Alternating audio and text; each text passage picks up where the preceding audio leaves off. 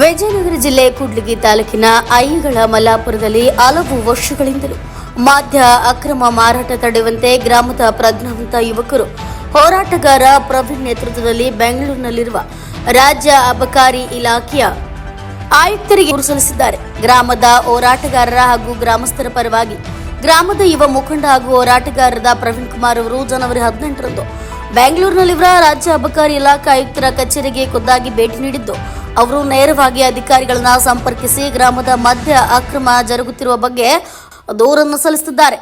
ಹಲವು ದಶಕಗಳಿಂದ ಗ್ರಾಮದಲ್ಲಿ ಮದ್ಯ ಅಕ್ರಮ ಮಾರಾಟ ಹಾಗೂ ಸಾಗಾಟ ಎಗ್ಗಿಲ್ಲದೆ ಜರುಗುತ್ತಾ ಇದ್ದು, ಇವರಿಗೆ ಅವರನ್ನ ಮಾಲು ಸಮೇತ ಹಿಡಿಯುವಲ್ಲಿ ಮನಸ್ಸು ಮಾಡುತ್ತಿಲ್ಲ ಅಧಿಕಾರಿಗಳು ಎಂಬ ಪ್ರಶ್ನೆ ಗ್ರಾಮದ ಪ್ರಜ್ಞಾವಂತರಲ್ಲಿ ಕಾಡ್ತಿದೆ. ಮದ್ಯ ಅಕ್ರಮ ಮಾರಾಟ ಹಗಲಿರುಳು ಎಡೆಬಿಡದೆ ಜರುಗುತ್ತಿದೆ. ಮದ್ಯ ಸಾಗಾಣಿಕೆಯು ಹಾಡು ಹಗಲು ಜರುಗುತ್ತಿದೆ ಎಂದು ಹೋರಾಟಗಾರ ಅಧಿಕಾರಿಗಳಲ್ಲಿ ದೂರಿದ್ದಾರೆ. ವಿಜಯ ರುಷ್ಬೇಂದ್ರ NKS TV 4 ಕೂಡ್ಲಿಗಿ.